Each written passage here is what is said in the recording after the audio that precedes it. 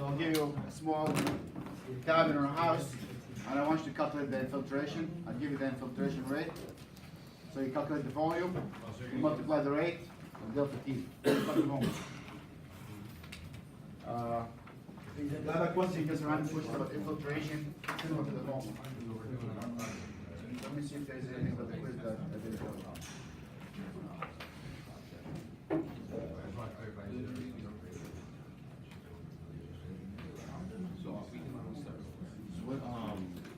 Which lectures will it be on? Couple? Infiltration, air leaks and infiltration. How do you calculate CFM based on people? Number of people in a house? Have you done that? Yeah.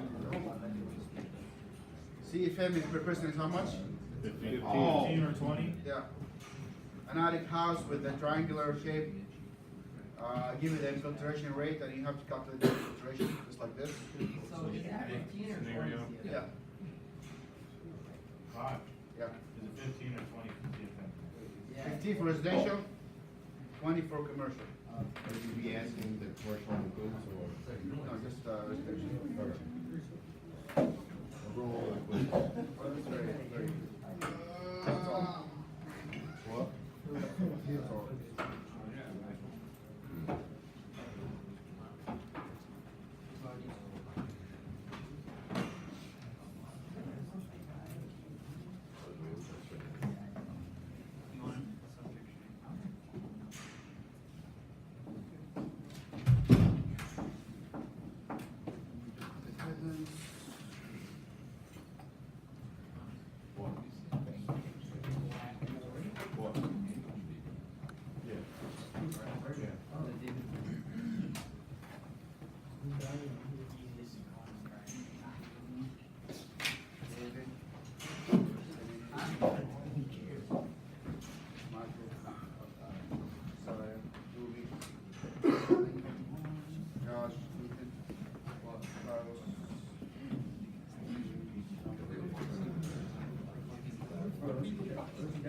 You go in the lab and your assignment, and you'll see the lab and just fill it out.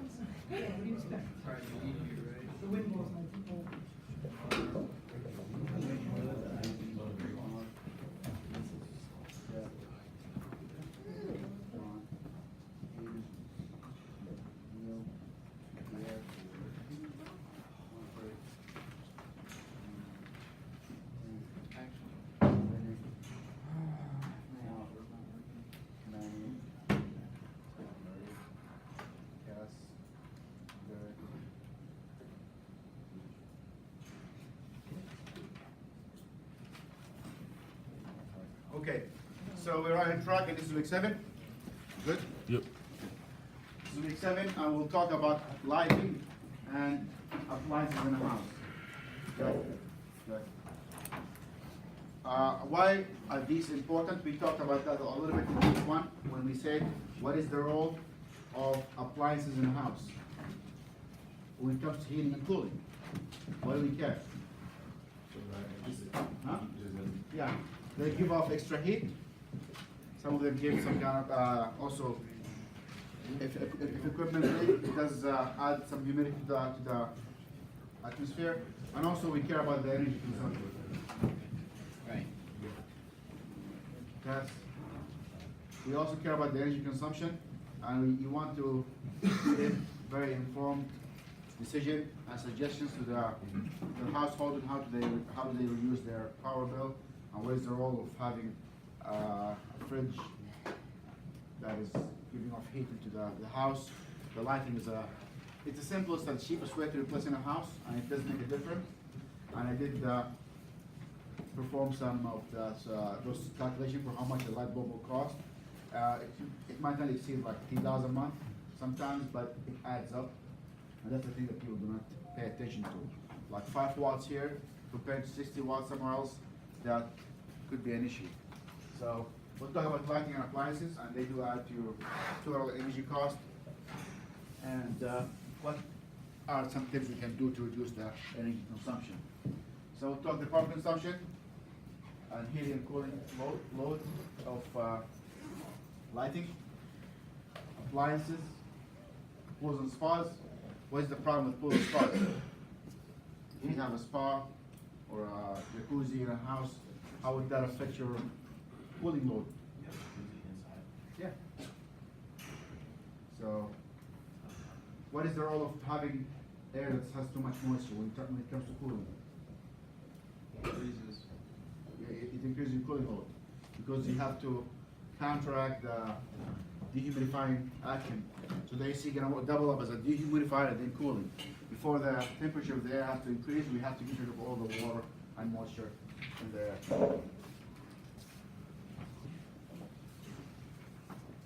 We'll do some simple calculations to estimate the cost of lighting, appliances, and pool and spa, the heating cost. We did that already in homework 2 and the last quiz. You guys did that, which basically you find your kilowatts. Based on the kilowatts, you see how many hours you use that in the house, and you can multiply that by the cost per kilowatt, and that will tell you how much this equipment is going to run for a month or over a year. Roughly, the fridge is something you have to have running 24/7. A fridge costs you between like $500 to $1,000 a year to run. So that's something we do not think about because we think it's a necessity. However, there are ways to reduce that cost. $1,000 a year is not that low. It's a lot of money. So we can think about that a little bit. And we'll compare some kind of fridges and what energy they use. So when it comes to lighting, lighting is a big thing. A lot of people try to sell you on light bulbs because it's a really easy fix. And it's something, again, we do not think about a lot, but it does, again, add up. And what is the difference? And there's a lot of personal preferences when it comes to light colors, light locations. Some people like dim lights, some people like bright lights. And depending on what kind of activity do you do and what you need the light for. And there are some, if it's an industrial place, there are some regulations that will mandate you to have a certain amount of light. What is the result of having not enough light? You have to do a lot of manual work. You have to do a lot of sewing, for example, a lot of electronics. Huh? Able to see what you're doing. You're gonna get, if there's not enough light, let's say you're studying, and you're reading, you get fatigued, you get tired easily because you're not doing physical work, you're reading, but this will also add to your exhaustion and stress. You're stressing yourself. That's why driving at night is a little bit more difficult than driving during the day. Your body is putting more extra attention to see all the road signs in the dark. So these are the most household consumption causes the HVAC equipment, which sometimes up to 60 or 70% of the household cost, and appliances. Lighting is the light used for the house and appliances. What are the most appliances do we use that consume energy? Fridges, washers and dryers, TV. Although TV get much better now with the LEDs, they do not consume as much energy. Computers consume some energy, not anymore. They become more and more efficient. Cooking appliances, they do not consume as much because usually you use them but for an hour or two. It's for residential use, I mean. And there's also always a trade-off between safety and the cost. If you notice, a lot of houses now, they do not use gas stoves because they figured out electrical stoves are safer in many ways, and the power consumption is not that significant, even though it does withdraw a lot of watts, but it's only for an hour. Tops, I mean, I don't know how much. I mean, even ovens, it does not consume as much as a stove because you heat the oven, it's sealed, and it maintains heat, so it's not that. But it's only short. How much you gonna microwave things? A few minutes?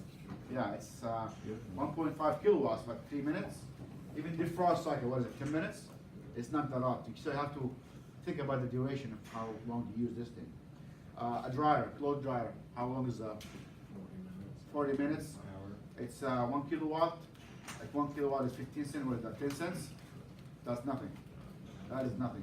Is it worth me risking having a gas line in there and having it inspected and possible leak? No, it's not. So if you're gonna use a dryer every once a day for like 10 cents, that's nothing. So we gotta think of options and think of safety and long-term maintenance as well. So, what is the energy consumption of lighting appliances percentage of total energy use? 10 to 50%. That is just lighting. So that's why again it's an easy fix, and luckily it got much better. Every year it gets better. Like a few years ago, LED light was $15. That's in 2012. Now you can get an LED light for $1. So that's amazing. And they come in different colors and temperature. So when we talk about lighting temperature, what are we talking about? No, we're not talking about the heat. The color. And a lot of people did not like this CFL light for the longest time, even though they save energy because of the color. This white color, people find it very industrial and very agitating. If you look at your phone, there's a setting where it says eye comfort or something like that. Huh? Is it called? Yeah. Blue filter. And what color is that? Blue filter. The blue filter is not good. You do the kind of dark one, yellow. It's more comfortable. And there's some solid research that's looking at blue light, which is bright light. Endocrine system. See that? They're saying it disrupts your endocrine system. Yeah. It does also disturb your sleeping cycle. So they say if you're reading your iPad and you don't have the right color, probably it will kind of trick your body to thinking it's daylight and you might lose some sleep. Not everybody is sensitive to that, but there are some significant statistics that says if you lose sleep, that could be one of the reasons. So it's 10 to 50%. That's due to lighting, and because people don't pay attention, and again, it adds up. 60 watts is the average light, incandescent light. I'll probably have at least 3 or 4 in a room. Do the math. If you add those up, probably going to add up to a lot of money a month. So this is not something I want you to do. It's in the homework, but just to try it out to see what is the effect of heat gain of a light bulb in a house. So if I'm trying to to cool a house in the summertime, there's too many light bulbs in there, probably I'm gonna have to pay for this heat coming out of the light for my AC power. So you're putting some power and you're taking it away, so basically wasting a lot of money. Have you ever been to some of those showrooms or clothing stores where they have so many spotlights and it's so hot in there? Yeah, so that heat is really, it's adding up. And again, depending on the showroom what you're trying to sell, some lighting are very important. But now we're trying to replace those spotlights with something more efficient. So, this is conversion between watts and BTUs. So whatever light bulb stays in it, that's the wattage. The ballast factor, it's 1.25 for fluorescent light. What is fluorescent light? Those white bulbs? Yeah. You put the thing down.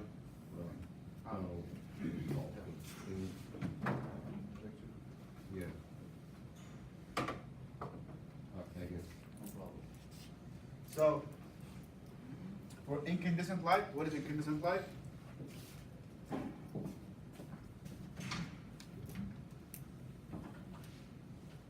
It's this one. This is incandescent light. So whatever watts you get in there, there's not a lot of ballast factor is 1. And that it has to do with heat. Fluorescent light produce more heat in a way because it's not the light itself, it's not the light bulb, it is the ballast inside. I don't know what they call it here, that says I don't know what it's actually named, ballast or something, I don't know. Yeah. The CLF is the cooling load factor. So what it does do with anything is like how fast does this light bulb cools after you unplug it. This light probably takes a minute to cool off.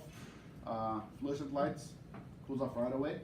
But again, if you touch the base, probably still very, very hot, even with small incandescent lights. So there's only one question in the homework about that, just to try it out, but it's not something I want you to know long term. But you know that it exists. It's not going to be in the quiz. But just to show you what is the relationship between lights and temperature. So this is a chart to show you what is the consumption of lighting between 200 and 2,000 kilowatts a year. So that's the highest one. A fridge between 500 to 2,000. And there are ways actually to economize when it comes to the fridge. The dryer, that's electrical. The washer. So you'll have some tips here on how to pick a good washer. And again, it depends on how often you use it. So remember, power consumption and how much am I going to use it. Is it really that important? If I have an incandescent light that I use only for 1 hour a week, why bother paying for like $15 light bulb? So it's how much do you use it. TV, that's like, again, all TVs, probably LEDs are very, very efficient. They're better than plasma. They don't consume a lot of energy. Well pumps, those are the sump pumps. Those basically, whatever water comes into your basement, collects and pumps all the time. So that's something you have to think about. Hot tubs and spa are on the top of the list. Computer, this is again all computers, the CPUs and the cooling tower and fans. Laptops are not that heavy on power consumption. So we're getting better and better with consuming energy, but there are some stuff we can do better at, which is mainly now lighting, big appliances such as refrigerators and clothes washers.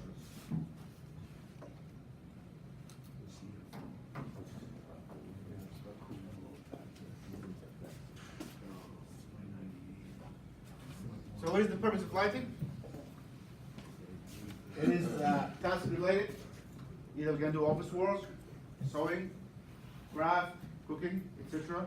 Where you need to see actually what you're doing. If you're writing, probably you need to see in details and have more light.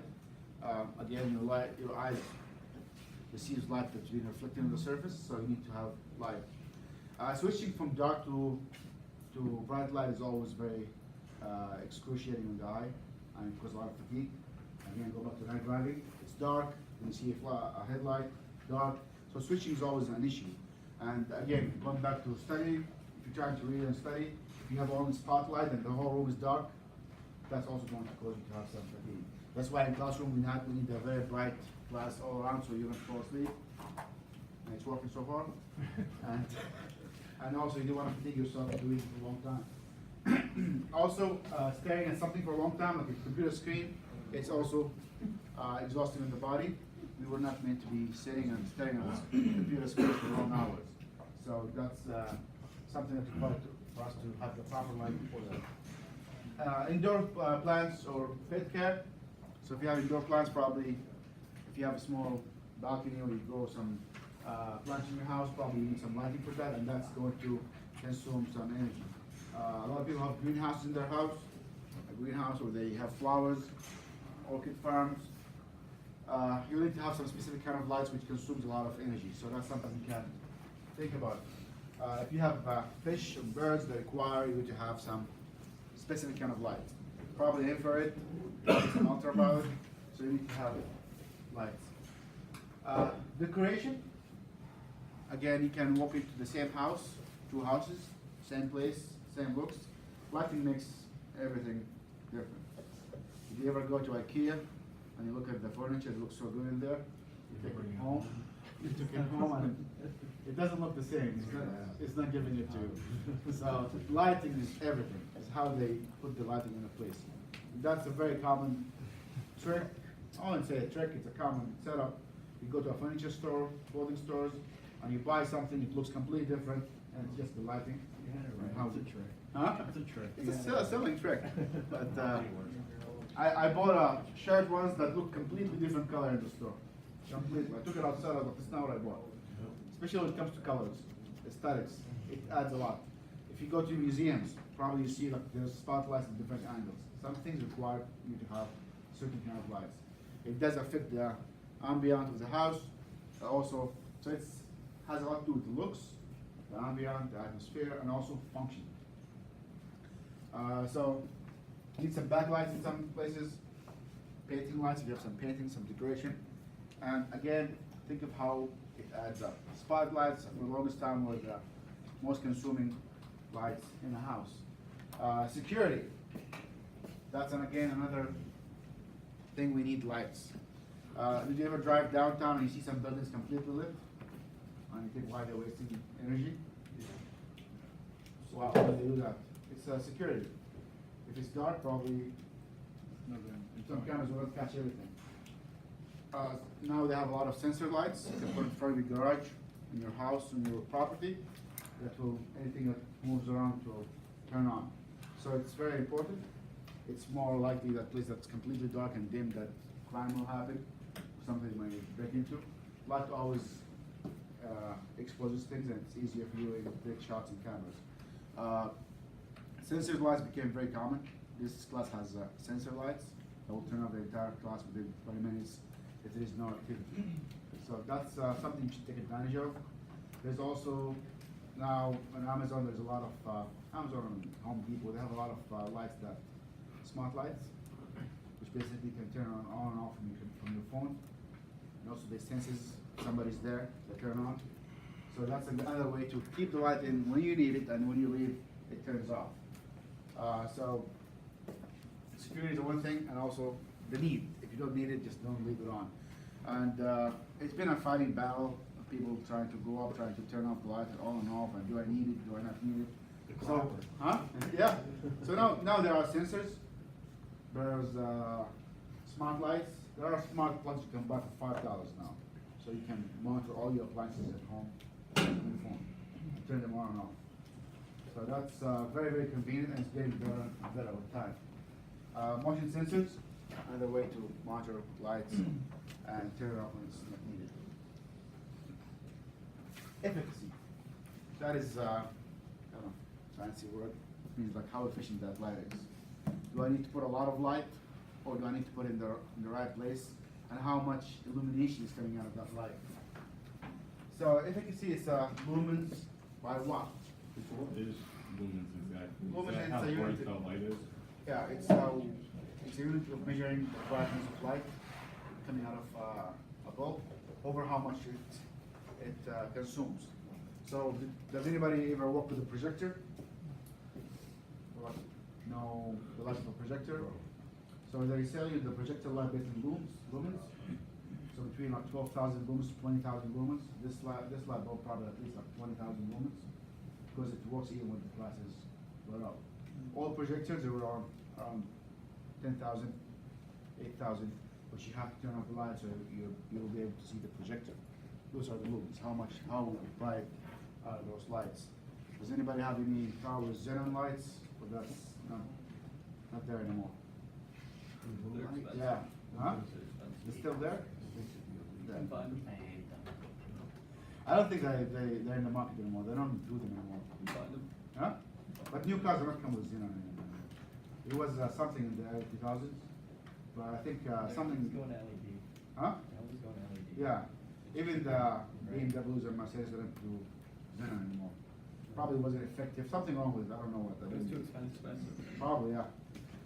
Yeah. And so it's how much you consume. LED is taking over because they're very, very effective, and compared to the watts they consume is nothing. But you can get a 10 watt or 5 watts LED lights at the equivalent to 60. That is really, really efficient. That's really good. How's that work? You get a like a 5-watt bulb, but it can Have the same lumens as 60 watt incandescent. So to have the same lumens as 60 watts incandescent. Oh, okay. We said also that why do LEDs consume less energy? Because of this. It has more lumens per watts. So that's what we're after. We buy the light for the light and for the heat. Well, sometimes you buy lights for the heat, especially if you have infrared lights, or also for pets. So what does the rest of the watt goes? Many things, mostly heat. Mostly heat, and some of it is, again, could be vibration in the light. I'll talk about that a little bit. Is that always a bad thing? Not always. Not if you're looking for heat. So if you have a reptile or a pet that requires some heat, probably you're looking for both light and heat. So in some places you need both. Also, if you need to heat food, like in restaurants, you have heating lamps. Also, if you do tanning, you have special lights that have UV in them, which causes cancer. But anyway, people like it anyway. People pay money To look yellow. to get cancer. So, There's something called dirty electricity. It's not very scientifically proven yet, but it's under research. And the idea behind that is something called electromagnetic interference, and that comes from having very high frequency in the ballast of most CFL lights. It's under research, but there was a time when in Europe they started to think, okay, we're going to ban all CFL, all incandescent lights, these ones. We're gonna ban all of them, and we're gonna close all the factories, and they will be illegal. And some artists protested because they liked the color of this. They thought it's very important for their art, and some people just wanted it for the vintage idea. And that also did not take. And few sites actually realized over time that the generation of the ballast of fluorescent lights have negative effect on people who are very close to it. It was related to a lot of headaches, migraines. Some say it can lead to depression. So it's still under research, and that kind of put the stop to eliminating incandescent light manufacturing. Because again, if you close a manufacturer, it's really hard to reopen it.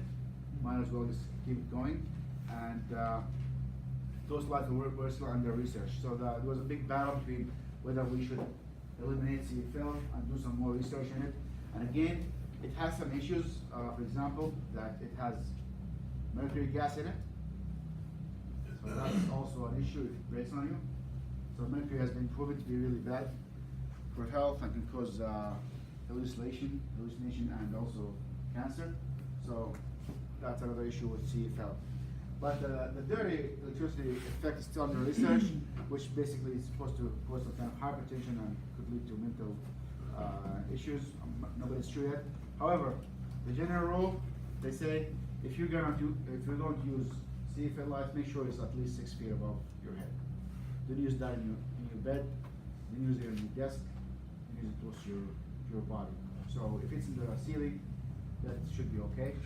For the time being, until they decide that this is not really something you should have. So that's the dirty electricity. If you ever heard about it, about lights. And luckily now, LEDs have taken over, and they're very economical. And they're getting different colors and temperatures. So, lighting economics. Again, if you're going to light a house or a building or apartment buildings, you're gonna need different kind of lights.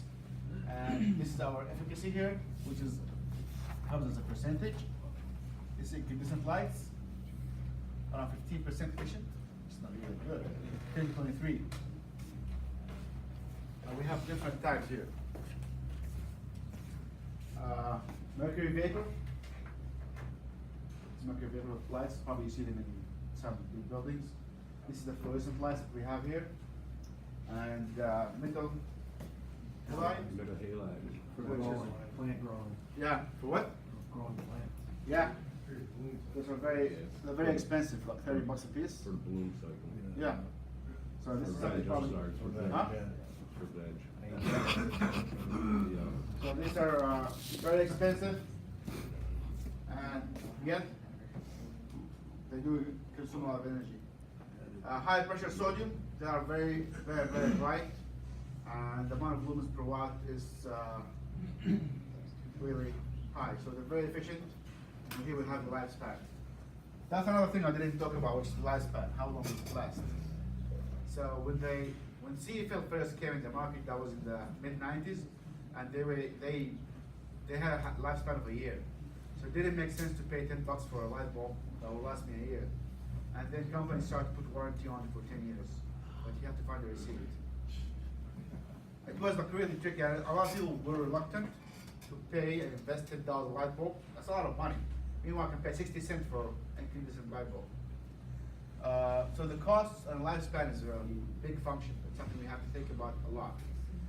Because again, you pay for the light bulb, you have to replace it, you're not getting enough lights, and some places require a certain amount of light. Where would you see high pressure sodium? Basement. In a grower. Huh? In a grower or a factory. Some- High sodium? No. By the beach. High pressure sodium? Yeah. In a grower. Stadium. In a factory. Like a Where warehouse. else? Warehouses. Warehouses? Streetlights. Yes? Stadiums? Playgrounds? What do you notice when they first turn on? They take the brightness to warm up. Streetlights. Well, it depends on the balance. Yeah. If you got a nice digital one, it'll fire quicker. It takes a little bit, around 10 to 15 minutes to reach certain temperature to be able to function properly. And they're very expensive to purchase.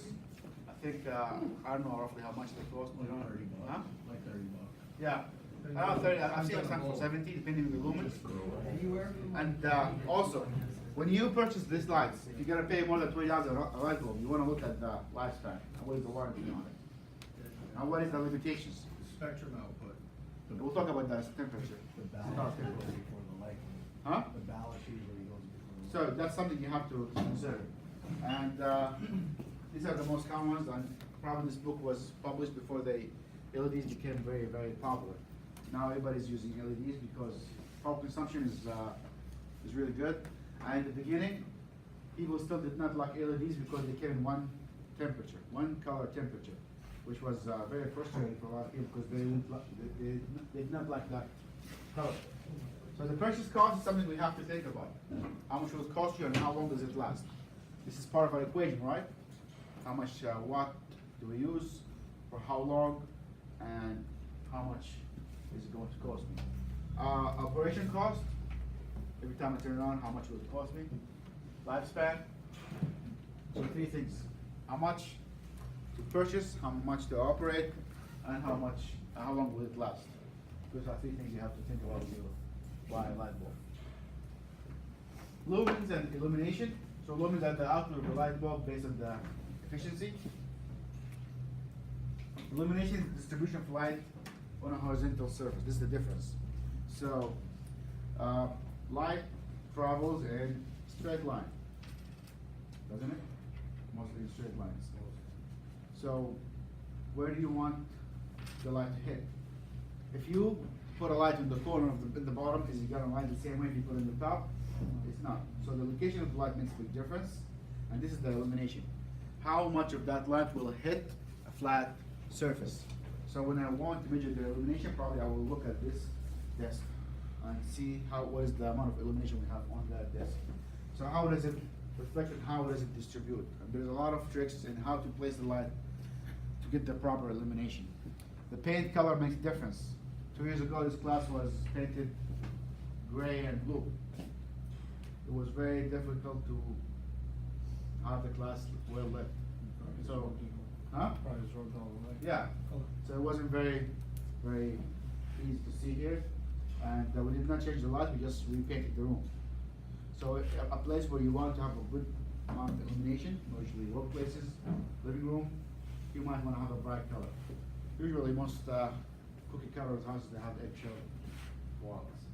If you have a dark wall, like dark gray or dark blue or navy, probably it's gonna take you forever to light that place. It's gonna be always dim because whatever light you put is not going to reflect. It's gonna go a separate place. In some places where they have dark sides, they have spotlights. You go to theaters or concerts, usually they have everything black and you have spotlights in the things that you want to illuminate. So think of the light distribution. Again, also the spotlights and halogen lights, where you turn on and they reflect to the top, you reflecting on the ceiling. Hopefully the ceiling is white or like bright color, so it will reflect back. So this is what we mean by illumination and how much of that it will go on the surface. Think of also reflection. See some spotlights has a lot of mirror concave little dish that will reflect all the light from the bulb into one spot. So foot candle is a lumen of light distributed over a square foot. So you'll see this measurement for some lighting, like how much illumination I get per square foot. And this is something you will see a lot in shops, or a mall, or a shopping place, or a mechanic shop, or a warehouse where you want to know how much foot how many candles per square foot. And these units are very important for OSHA. If you have a workplace and people work there for 8 hours, you have to have minimum amount of lighting. Otherwise, it's a hazard. And OSHA have a lot of requirements. They seem kind of silly, but they study these things and come up with these numbers over years of data collection. They anticipate if you are going to work in a very dim place within 8 hours a day for 25 years, probably you're gonna have some eye damage by then. So who's responsible for that? You know, somebody gotta be responsible for you and your being.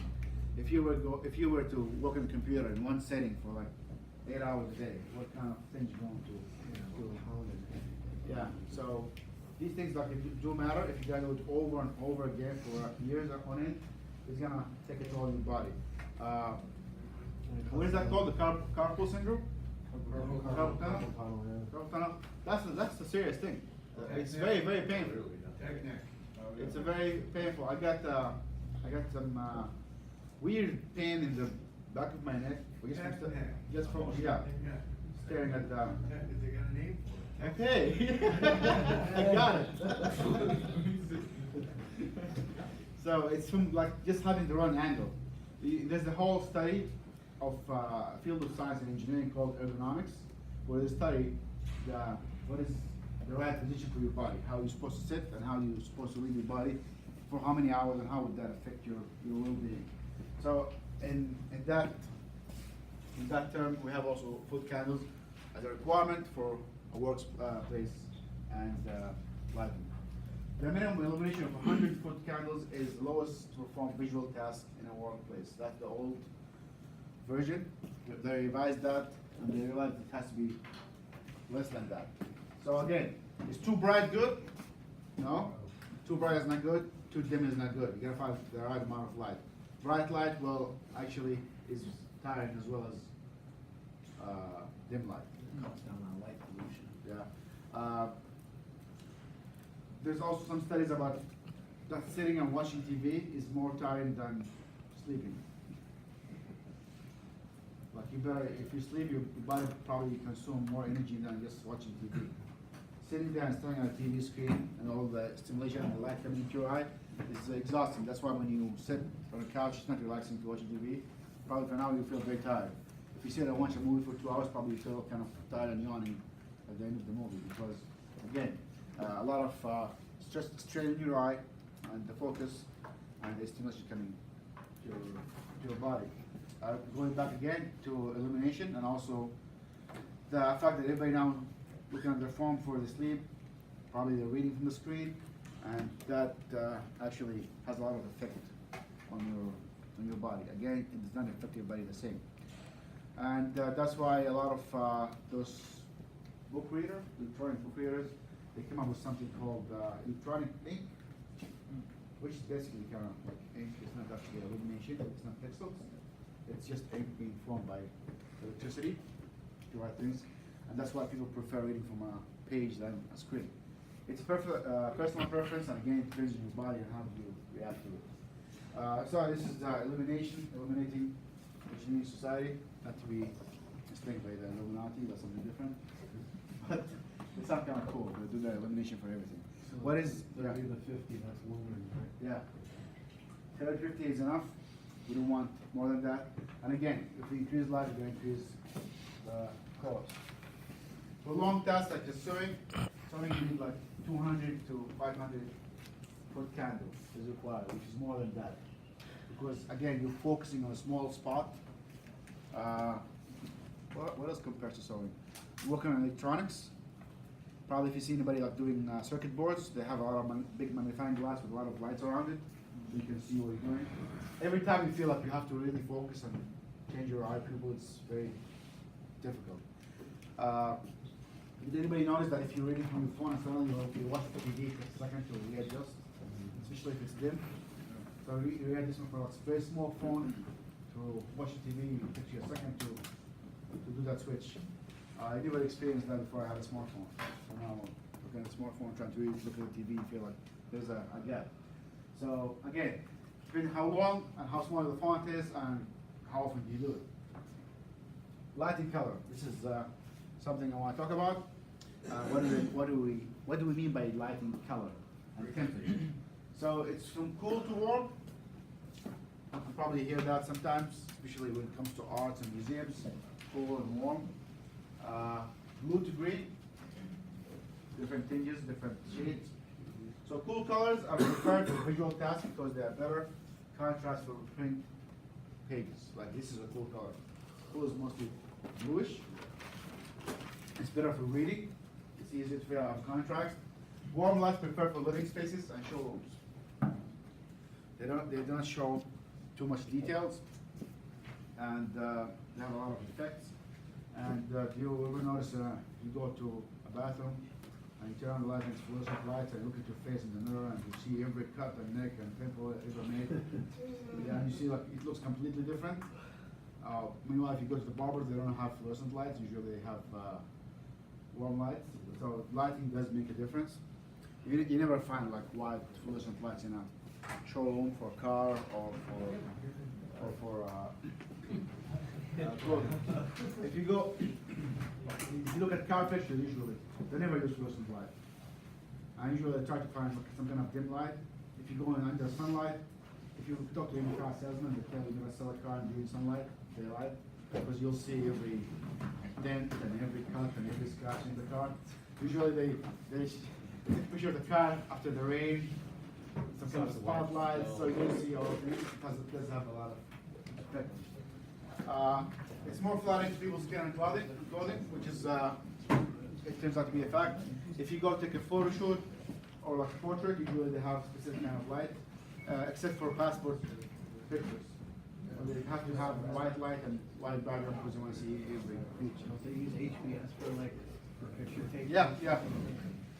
So the color rendering index, it's in the page 184, which talks about all the colors and what they used for and what they're needed for.